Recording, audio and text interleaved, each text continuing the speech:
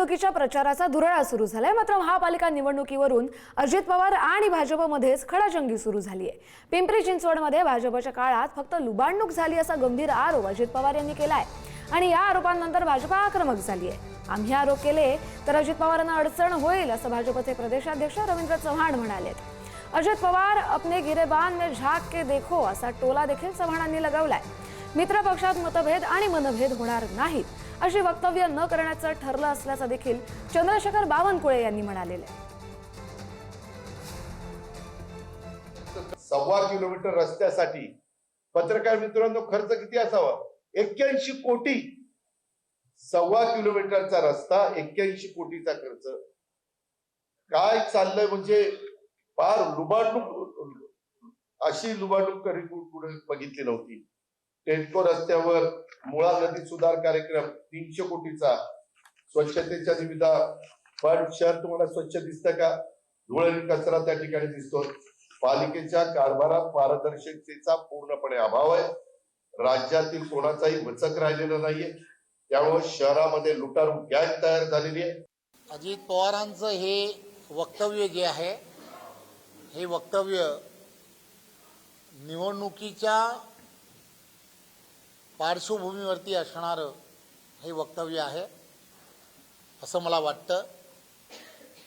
अजित पवारांनी खुद के गिरेबान में झांक के देखना चाहिए जसं हिंदीमध्ये म्हणतात, ते पाहिलं पाहिजे। आम्ही कधी आरोप करायला गेलो तर त्यांना फार अडचणी निर्माण होतील याची त्यांनी काळजी घेतली पाहिजे असं मला वाटतं। मला असं वाटतं की आम्ही असं ठरवलं आहे, अजितदादा, एकनाथजी आणि देवेंद्रजी आणि आम्ही सर्वांनी असं ठरवलं आहे की मित्र पक्षात निवडणूक लढताना मित्र पक्षात मतभेद आणि मनभेद होणार नाही याची काळजी आमच्या तीनही पक्षांनी घ्यायची आहे। अजितदादा असे का बोलले मला माहीत नाही, त्यांनी बोलायला नको आहे।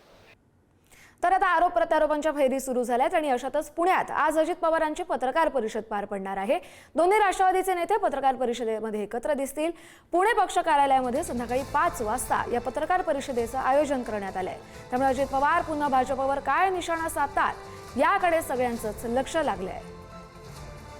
ज्ञानेश्वर चौतमल आपले प्रतिनिधी आपल्याला या संदर्भातील अधिकची माहिती देतील। ज्ञानेश्वर, आज पत्रकार परिषद पार पडते आणि कुठल्या मुद्द्यांवरती अजित पवार भाजपला घेरू शकतात?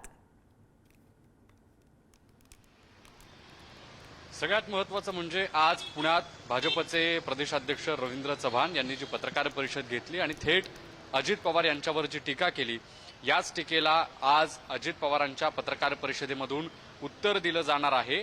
कारण काल भाजपवरती पिंपरी चिंचवडमध्ये अजित पवारांनी थेट टीका केलेली होती आणि हे सगळं घडत असताना या दोन्ही शहरांमध्ये जी मुख्य लढत आपल्याला बघायला मिळते आहे ती म्हणजे भाजप विरुद्ध राष्ट्रवादी, अर्थात महाविकास आघाडीतले काही पक्ष देखील हे भाजपच्या विरोधात लढताना आपल्याला बघायला मिळतात। मात्र प्रमुख विशेष ताकद जी आहे ती भाजप आणि राष्ट्रवादी यांच्यामध्ये एकमेकांच्या विरोधात लागल्याचं चित्र आपल्याला बघायला मिळत आहे। आणि आता अशा पद्धतीची चर्चा देखील पुण्यात आहे की सत्तेत असणारेच हे पक्ष आता विरोधकांना कुठल्याही पद्धतीची राजकीय स्पेस न देता, जे विरोधकांची स्पेस आहे, सत्ताधाऱ्यांची स्पेस आहे, ह्या दोन्ही स्पेस स्वतःच सत्तेतले पक्ष घेतायत का आणि विरोधकांना कुठल्याही पद्धतीची या सगळ्या निवडणुकीत स्पेस न देता सत्तेतलेच मित्रपक्ष एकमेकांच्या विरोधात टीका करून एकमेकांच्या विरोधात निवडणुका लढवून सत्ता काबीज करण्याचा त्यांचा प्रयत्न सुरू आहे का, अशा पद्धतीची चर्चा देखील आपल्याला पुण्यात रंगताना बघायला मिळते। कारण सत्तेतलेच मित्रपक्ष एकमेकांवरती वार पलटवार करताना आपल्याला बघायला मिळत आहे। नक्कीच धन्यवाद ज्ञानेश्वर, तुम्ही दिलेल्या सविस्तर अपडेटसाठी।